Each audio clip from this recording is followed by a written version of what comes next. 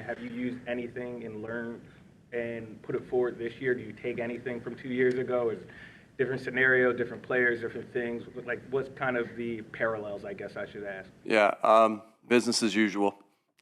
Again, if you're not preparing like you do for this game in week 10, like what are you doing? So our job is to stay consistent. Yeah, there might be a few more cameras, a few more people, but really our job is to try to get better during the week to give ourselves a chance to win each Sunday. That's how we go about our business. And it's all about the preparation, the work. I firmly believe you're going to play how you practice. We've had a good week of practice. We've got to go out there and have a good day today, and that's all our intentions on. Landon Dickerson been your backup center all season?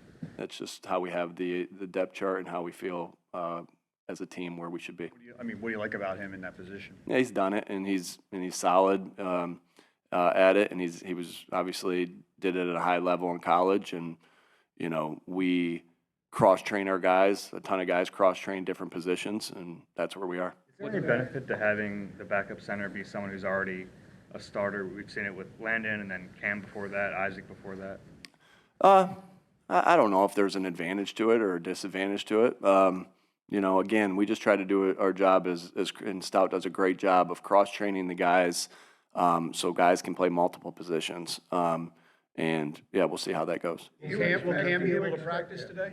Yeah, we'll see. We'll see. I can say he's progressing, but we'll see where he is, and you guys will get a report later today. How about Dallas? Yeah, we'll see. You guys will get a report later today. When it comes to this week, you mentioned you had a good week. What does that mean to you that you see that you think is good? Yeah, again, I firmly believe that you play how you practice. Like that's just what I mean. Our habits are going to be reflected out in the field. What that means to me, just all the things that we constantly talk about. How did we tackle? All right, and I know you're thinking, well, you guys don't go to the ground, but your angles in tackle, your vice tackling, all those different things. How did we take the football away? How did we block? How did we get off blocks? How did we execute? How did were we all on the same page? So just stuff that, that we talk about all the time. Again, our habits throughout the week, our meeting process, our walkthrough process, everything. Given the hit that was put on Jalen in the last time you guys played against Washington, what's your reaction to their talk this week about making sure they hit him like a running back? Yeah, again, we understand. I kind of answered this question yesterday. We understand that, when he is carrying the football, they're gonna try to tackle him. I mean, but nothing changes as far as we're very cautious with what we do.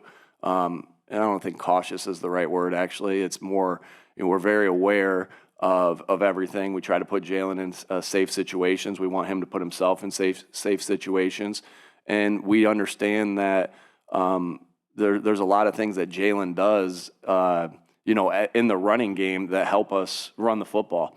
And, it's as we go through it, we do whatever we got to do to win the game, but his safety is always at the forefront of our mind. How confident are you that Cam could play without practicing? Yeah, again, there's a lot of other things other than practice that go into it, right? There's walkthrough, there's meetings. So we'll see how that goes. There's been guys that have done it. There's been guys that haven't. Yeah, we'll see where we are at the end of the week. At this time of year, there's a lot of conversation about alignment between head coach and GM. How have you been able to achieve that here, especially without a pre-existing relationship before you got here with Alex? Yeah, that's a good question. I think obviously I'm so thankful. I think a lot of guys that get into head coaching positions go in, and sometimes they have a rookie GM with them.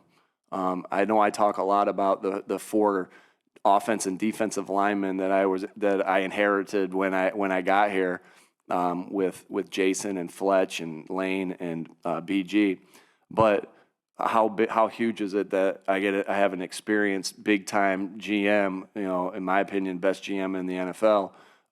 That's there to help me, go through the course of a first season, and so that was kind of where it started, and just how grateful I am for Howie. And then, yeah, I mean, we just, talk about everything, constant communication about everything. And yeah, like, just like I say to the players, you can't be great without the greatness of others. I feel that same way about Howie. Like, without him doing his job great, it's tough to be, it's tough to do your job great. And so, just so thankful for him and just, I can't say enough about that. Two more, and then we're going to flip Kind it. of along those lines, the head coach QB relationship, when you got hired, I guess it was like 4 years ago this week, you didn't handpick your quarterback and everything. What did you see in Jalen back then that kind of led you to believe that you'd be here again? Yeah, we obviously did a lot of work on Jalen when we were in Indy. So really liked him there. Thought, obviously a winner, could throw the ball really well, could create plays really well. And so that was a good start to that. And I say the same thing I just said about Howie. Like, I inherit these four offensive and defensive linemen. I get to be able to work with Howie, and then I have a quarterback like Jalen to start off your NFL coaching career with as a head coach. I mean, there's blessed in many ways in that area. Do you have a sense of where Jalen's mobility will be for Sunday? I think he's had a good week of practice, and I think he's done some really good things all week. And yeah, we'll see. All right.